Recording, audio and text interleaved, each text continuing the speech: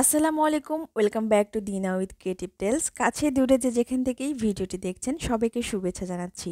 এই হুপটি কিভাবে তৈরি করেছি কথা না বাড়িয়ে চলুন শুরু করি। যেহেতু রিবন দিয়ে গোলাপ ফুল বানাবো, সেহেতু রিবন এরকম করে আমি 3টি ভাগে কেটে নিয়েছি। তো এই 3 ভাগে কাটা রিবনগুলোকে আমি একটি সুই সুতা দিয়ে এভাবে আটকে দিচ্ছি। আমি কি পরিমাণে রিবন কেটেছি এটার একটা ভিডিও করেছি, মানে সাইজটা আপনাদেরকে দেওয়ার চেষ্টা করেছিলাম। ভিডিওটি আমি জানি না কেন আমি করতে ভুলে গেছি, কিংবা করেছি হয়তো বা হয়নি, ভিডিওটা এরকম কিছু একটা হবে হয়তো বা। তো যাই হোক, আমি পরিমাপটা আপনাদেরকে বলেই দেই। আমি 40 থেকে 45 ইঞ্চি রিবন কেটে নিয়েছিলাম এবং সুতা দিয়ে আটকানো রিবন 3টিকে আমি কিভাবে বেনি করে নিচ্ছি আপনারা খুব ভালোভাবে হয়তোবা দেখতে পাচ্ছেন। বেনিটা খুব আলতো করে করতে হবে, অনেক বেশি শক্ত করে না করার পরামর্শ থাকলো। এখানে আসলে দেখার কিছু নেই, যার জন্য আমি ভিডিওটি স্পিডে দিলাম।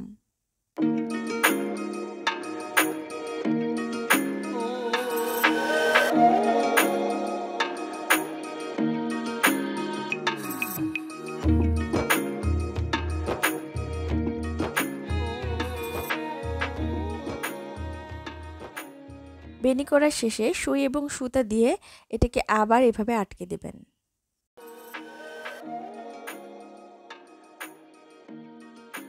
অপর প্রান্তে রিবনগুলোকে সেট করে নিয়ে আমি এভাবে রিবনগুলোকে রোল করতে থাকলাম।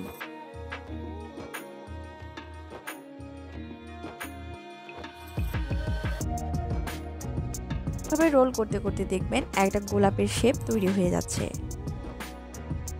রোল আপনি করবেন খুব জেন্টলি, মানে অনেক বেশি টানবেন না বা শক্ত করবেন না।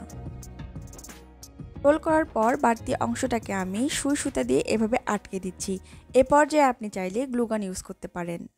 আমাদের ওয়েদার যেহেতু অনেক বেশি ডাস্টি, তাই এই হুপটাকে মাঝে মধ্যে ওয়াশ করার প্রয়োজন হতে পারে, যার জন্য আমি সুই সুতা দিয়ে এটাকে লাগিয়ে দিলাম।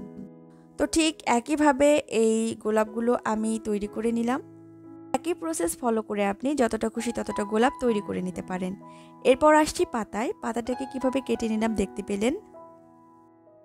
বাকি পাতাগুলো আমি এভাবে কেটে নিলাম। এরপরে আসছি পোড়ানোতে। একটি মোম আমি জ্বালিয়ে নিলাম। বারবার লাইটার অন করে দেখা যাচ্ছে যে আমি কাজ করতে গিয়েছি, তখন দেখা যাচ্ছে যে পাতাগুলো বা রিবনটা, যাই হোক পাতা কিংবা রিবন যেটাই হোক, একদম পুড়েই যাচ্ছে। তো সেক্ষেত্রে আমি মোম ব্যবহার করতে স্বাচ্ছন্দ্য বোধ করি। আপনি চাইলে লাইটার ইউজ করতে পারেন। পাতার কাজ শেষ হয়ে যাওয়ার পর দেখতেই পাচ্ছেন পাতার শেপটা কেমন এসেছে।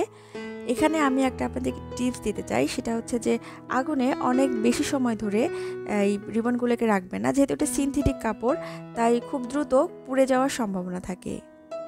আগুন বা লাইটারের কাছে হালকা টাচে রাখলেই পাতার শেপ সুন্দর চলে আসবে। তো গোলাপগুলোকে আমি সেট করে নিচ্ছি কিভাবে লাগাবো।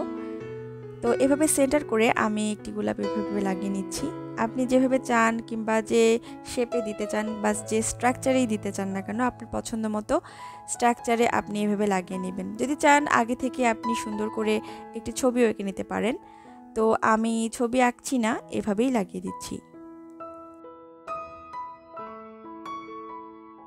গোলাপগুলোকে আমি একইভাবে লাগিয়ে নিয়েছি। এরপরে পাতাটাকে আমি সেট করে নিচ্ছি। তো পাতার অংশটাকে আমি একটি সূচ এবং সুতা দিয়ে এভাবে লাগিয়ে নিচ্ছি। ঠিক পাতার এই মাঝ বরাবর অংশটাকে আমি পাতার শেপের যে স্ট্রাকচারটা থাকে সেটা দেওয়ার চেষ্টা করছি। যদি এই কাজটা খুব দ্রুত শেষ করতে চান, সেক্ষেত্রে আপনি গ্লুগান ইউজ করতে পারেন।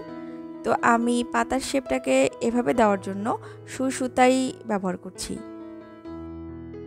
বাকি পাতাগুলো আমি এভাবে করেই ফেরত আসছি। এই তো পাতার কাজ অনেকটা শেষের পথেই হয়ে গেছে। গ্লুগান ইউজ করতে আমি এই জন্য চাচ্ছি না যে এটাকে আমি মাঝে মধ্যে ওয়াশ করব। তো ওয়াশ করতে গেলে দেখা যাচ্ছে যে অনেক সময় গ্লুগান দেওয়া জিনিসগুলো সহজে উঠে যায়। তো লং লাস্টিং করার জন্যই আসলে সুই সুতা ব্যবহার করা।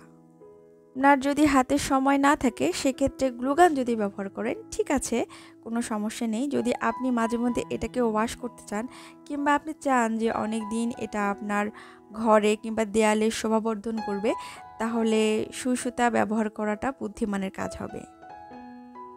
আমার চ্যানেলে আপনি নতুন হয়ে থাকলে অবশ্যই সাবস্ক্রাইব করতে ভুলবেন না, পাশে থাকা বেল আইকনটিকেও প্রেস করে দেবেন। লাইক কমেন্ট করে পাশে থাকবেন, আর ফেসবুক থেকে দেখে থাকলে অবশ্যই ফলো অপশনে ক্লিক করে দিবেন। এই তো তৈরি হয়ে গেল হুপ এমব্রয়ডারি। এই গোলাপগুলো আপনার ওয়ালে শোভাবর্ধন করার জন্য একদমই রেডি। এই হুপ এমব্রয়ডারিটি খুব সহজভাবে আপনাদের সামনে উপস্থাপন করার চেষ্টা করেছি। আপনার কাছে যদি সহজ মনে হয় অবশ্যই কমেন্ট করে জানাতে ভুলবেন না। ভিডিওটি এখানেই শেষ করছি, অন্য কোনো ভিডিওতে আবার দেখা হয়ে যাবে। আসসালামু আলাইকুম।